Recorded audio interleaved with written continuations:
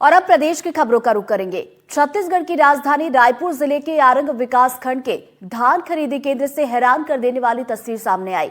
खरीदी केंद्र में रखे सूखे धान को एक कर्मचारी पानी डालकर गीला करता नजर आया। घटना का वीडियो वायरल हुआ और वायरल होने के बाद प्रशासन ने बड़ी कार्रवाई की। समिति के 4 कर्मचारियों की सेवा को समाप्त कर दिया गया। लेकिन ये मामला आखिर है क्या और क्यों छत्तीसगढ़ में इस पर सियासी घमासान मचा हुआ है, रिपोर्ट आपको दिखाते हैं। पाइप के थ्रू इन लोग पानी लाए थे और पूरा का पूरा धान भिगा करके इन लोग चोरी कर रहे हैं। रायपुर के आरंग विकासखंड के भलेरा धान खरीदी केंद्र की यह तस्वीर सिर्फ सूखे धान को भिगोने की ही नहीं, बल्कि धान खरीदी से लेकर मिलिंग की प्रक्रिया तक पारदर्शिता बरतने और सुशासन के सरकारी दावों पर पानी डालने की भी है। वीडियो में खरीदी केंद्र के कर्मचारी पाइप से धान के बोरों पर पानी डालते नजर आ रहे हैं। हालांकि वीडियो वायरल होने के बाद अब बड़ी कार्रवाई की गई है।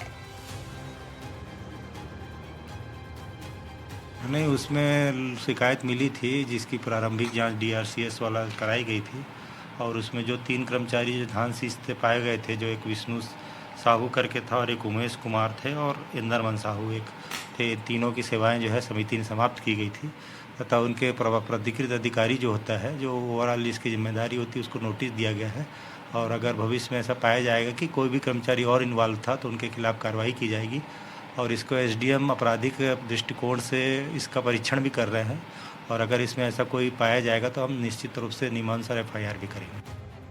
छत्तीसगढ़ में धान खरीदी केंद्रों में गड़बड़ी का यह पहला मामला नहीं है।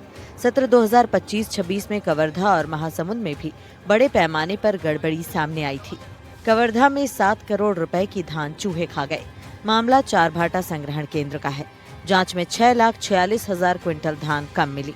अधिकारियों का तर्क, गायब धान चूहे खा गए। केस 2, महासमुंद में 18 करोड़ से ज्यादा धान की कमी मिली। महासमुंद जिले में 3 संग्रहण केंद्रों पर धान कम पाई गई। कर्मचारियों पर भ्रष्टाचार के आरोप लग रहे हैं। और ज्यादा जानकारी के साथ हमारे सहयोगी नीलेश त्रिपाठी हमारे साथ जुड़ गए। सीधा हम का रुख करेंगे। नीलेश, बड़ा सवाल यह है कि अब धान भिगाने का खेल किसने शुरू किया? क्या किसी ने कहा था या फिर अपनी मर्जी से कर्मचारी धान को भिगा रहे थे और इससे किसका फायदा होने वाला था? देखिए, जो अभी शुरुआती जानकारी आई है, जो जांच में भी सामने आया है, वो ये है कि चूंकि जो संग्रहण केंद्र हैं, जितने भी जहाँ धान रखे गए हैं, वहां पर जो सुखत होगा उसकी जिम्मेदारी जो है समिति के ऊपर डाल दी गई है कि अगर जो भी जितनी खरीदी हुई थी, अगर सुखत में ज्यादा धान कम मिलता है तो उसका की भरपाई समिति को करनी है। तो ऐसे में समिति, चूंकि गर्मी बढ़ रही है और कई जगह पर अभी धान उठाव नहीं हुआ है मिलिंग के लिए, तो उन जगहों पर सुखत की वजह से धान का वजन कम मत हो, इस वजह से धान भिगाया जा रहा था, जिसकी तस्वीर सामने आई है। ये अभी प्राथमिक जांच में इस बात का पता चला है और उसके बाद से जो लोग इसमें इन्वॉल्व थे उनको उनकी सेवा भी समाप्त कर दी गई है।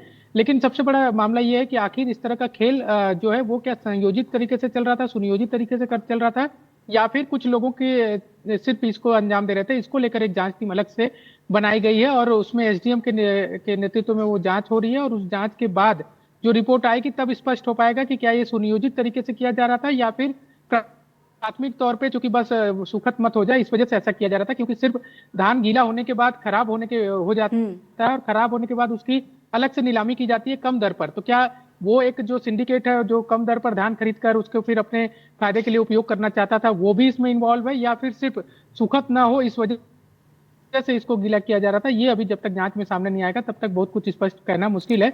लेकिन कुल मिलाकर गड़बड़ी हुई और उस पर अभी कार्रवाई प्राथमिक तौर पर की गई है। बिल्कुल, तो गड़बड़ी हुई थी, कार्रवाई की गई है। और तस्वीरों को लेकर एक सवाल ये भी उठता है नीलेश की, क्या सिर्फ इसी खरीदी केंद्र में इस तरह की तस्वीरें हो सकता है कि और भी खरीदी केंद्र हो जहां पर इस तरह की गड़बड़ियां की जा रही हो? बिल्कुल हो सकता है और इसी वजह से खासकर कम से कम रायपुर में जितने भी संग्रहण केंद्र हैं वहां पर ये तस्वीर सामने आने के बाद जिला प्रशासन की टीम ने जो स्थानीय प्रशासन है वहां पर पंचायत है या फिर अन्य जो माध्यम है वहां से जांच के लिए टीम को भेजा था। लेकिन अभी भलेरा में ही इस तरह की गड़बड़ी का मामला सामने आया रायपुर में, और इसके अलावा प्रदेश भर में भी इस तरह की दिक्कतें हो सकती हैं। इस वजह से निर्देश दिए गए हैं कि कोई भी कोताही न बरती जाए और समय समय पर जब तक मिलिंग के लिए धान उठाव न हो जाते हैं तब तक जांच के लिए टीम जाती रहे, इसके भी निर्देश दिए गए हैं। क्या अलग अलग जो संग्रहण केंद्र है वहां के लिए क्या किसी तरह की जांच समिति का गठन किया गया है? किस तरह के निर्देश दिए गए हैं ताकि इस तरह की जो लापरवाही है वो दोबारा ना हो?